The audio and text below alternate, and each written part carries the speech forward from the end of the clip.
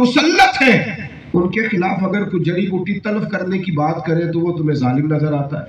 وہ شیخ سعدی رحمۃ اللہ علیہ رستے میں جا رہے تھے تو کتا پڑ گیا حضرت سعدی کو، تو اپنے دفاع کے لیے انہوں نے اینٹ اٹھانا چاہی زمین سے. تو اینٹ جو تھی وہ بارش کی وجہ سے نا آدھی زمین کے اندر دھسی ہوئی. بعض اوقات کہیں روڈا اینٹ پڑی رہے نا اس کے گرد مٹی چڑھ جاتی.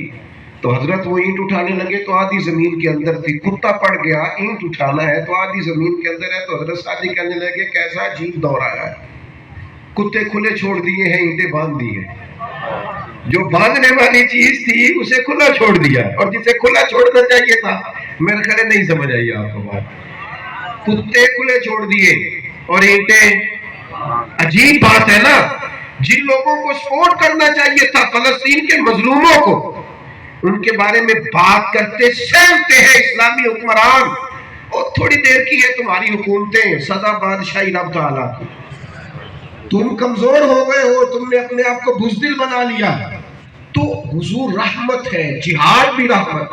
نبی پاک علیہ الصلوۃ والسلام کا کسی غریب کے گھر میں راشن پہنچانا بھی رحمت ہے، اور تلوار لے کے کفار مکہ کے سامنے کھڑا ہونا بھی رحمت ہے. یہ سارا رحمت. اور محبوب نے رحمت کی بات کی، کرم کی بات کی. کیا کہا رسول پاک نے؟ سارا مفہوم سمجھ میں آ جائے گا اگر فتح مکہ کو دیکھو گے. ان سے بڑا دشمن تو کوئی نہیں تھا جنہوں نے کوئی حد ہی نہیں چھوڑی تھی تکلیف دینے کی. لیکن یہ میرے محبوب کا طریقہ ہے. حضور علیہ الصلوۃ والسلام مکہ میں داخل ہو رہے تھے تو فرمایا جو بندہ ابو سفیان کے گھر میں داخل ہو جائے گا اسے بھی کچھ نہیں کہیں گے، جو تلوار نہیں نکالے گا اسے بھی کچھ نہیں کہیں گے. یہ بہت بڑے مجرم ہیں، انہوں نے بڑا سایہ تکلیف دی ہے. اور محبوب فرمانے لگے جو صرف اپنا دروازہ اندر سے بند کر لے گا. اتنا عام معافی کا اعلان، اتنا. بلکہ میں آپ سے عرض کروں، نبی پاک علیہ السلام تو اس طرح کی رحمت ہے کہ سرکار نے عنوان ہی بدل دیا لوگوں کے سامنے. عرب کے لوگ کہا کرتے تھے معاف کرنا تو بزدلی ہے. وہ کہتے تھے معاف کرنے سے تو سامنے والا سمجھے گا یہ بدلہ ہی نہیں لے سکتا. آج بھی معاف کرتے ہیں وہ، ناراض نہیں ہونا آپ نے، لیکن اگر مقابلہ نہ کر سکے تو پھر کہتا ہے میں نے معاف کیا. معاف اصل میں کس نے کرنا ہوتا ہے؟ جو طاقتور ہو، جو بدلہ لے سکتا ہو، جو اینٹ کا جواب پتھر سے دے سکتا ہو، جو تلوار کا جواب بندوق سے رکھتا ہو، اس نے معاف کرنا. اللہ کے محبوب علیہ السلام نے عنوان بدلا ہے. حضور نے فرمایا معاف کرنا بزدلی نہیں ہوتا، یہ رحمت للعالمین محبوب کا سبق ہے. فرمایا معاف کرنا تو بہادری ہے. بہادر و دلیر لوگ معاف کرتے ہیں. آپ کے پاس پوری طاقت ہو بدلہ لینے کی، آپ کہیں میں نے رب کی رضا کے لیے معاف کیا، تو آپ بہادر ہیں، آپ دلیر ہیں. آپ کے مزاج میں رحمت ہو. اور معاف کسے کرنا ہے؟ ذاتی دشمن کو. ذاتی دشمن کو. یہ جو روز رحمت کی باتیں کرتے ہیں نا اور روز بڑے بڑے اچھے لیکچر دیتے ہیں، ان کا پتہ تب چلتا ہے جب ان کا ذاتی دشمن سامنے آتا ہے. ہم تو ضد پال لیتے ہیں. ضد ہو گئی تھی کسی وقت نا، ہو گئی تھی بیٹے کی سسرال والوں سے کبھی غلطی ہو گئی تھی، کوئی کر دیا تھا انہوں نے غلط، ساری زندگی ان کی بیٹی نے حساب دیا ہے. تکلیف صحیح ہے پر ہماری ضد ختم ہوئی ہوگی، غلطی انسان پہ بھول گئے، زیادتی ہو گئی ہوگی، لیکن ساری زندگی وہ بیٹی بیچاری یہاں اس ایک غلطی کا خمیازہ بھگتتی رہی. وہ جو رحمت کی بات کرنے والے تھے ہمارے استاد صاحب، جب کچھ لوگ فارغ ہوتے نا ادارے سے اور جن کو وہ بطور استاد مدرس کے طور پر کہیں بھیجتے، انہیں ایک بات کہتے، بہت ساری باتیں وہ بیان کرتے، نصیحتیں کرتے. ایک بات وہ کہا کرتے تھے، کہتے تھے کسی طالب علم سے ضد نہیں پیدا کرنی.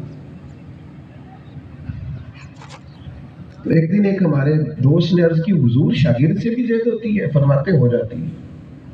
آپ نے اس کو ڈانٹا مارا، وہ لے آیا اپنے والدین کو یا اس نے کمیٹی کو بتا دیا، اب آپ کو برا لگا، ساری زندگی کے لیے ضد پال لیتے ہیں. بہت سارے طلباء کا مستقبل تباہ ہو جاتا ہے اس ضد میں کہ اسکول کے ٹیچر نے یا ادارے کے ٹیچر نے، اللہ ماشاءاللہ سب نے نہیں، انہوں نے ضد پال لی. ہر بات میں اس سے رسوا کرنا، بے عزت کرنا. طبیعت نہیں ہے معاف کرنے کی، مزاج نہیں ہے معاف کرنے. ضد بنا لیں. کبھی معاف بھی کرتے ہیں لیکن معاف کرتے ہیں دل سے نہیں. چودھری صاحب آ گئے ہیں, چل تجھے معاف کر دیتا ہوں, اب تو میرے سر کو لے آیا, جا تجھے معاف کر دیتا ہوں. معافی کیسی دی؟ اب معاف کرتا ہوں, پھر جب میرے دانت کے نیچے آئے گا نا, پھر موقع تلاش کرنا, ڈھونڈنا, یہ زیادتی ہے.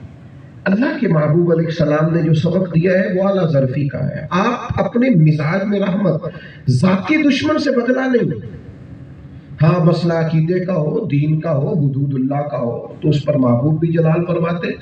ہم نے نا ذاتی دشمنیاں چھوٹی چھوٹی, یہ گروہ بندیاں, آپ کا کیا خیال ہے کہ صرف ملکوں میں ہے؟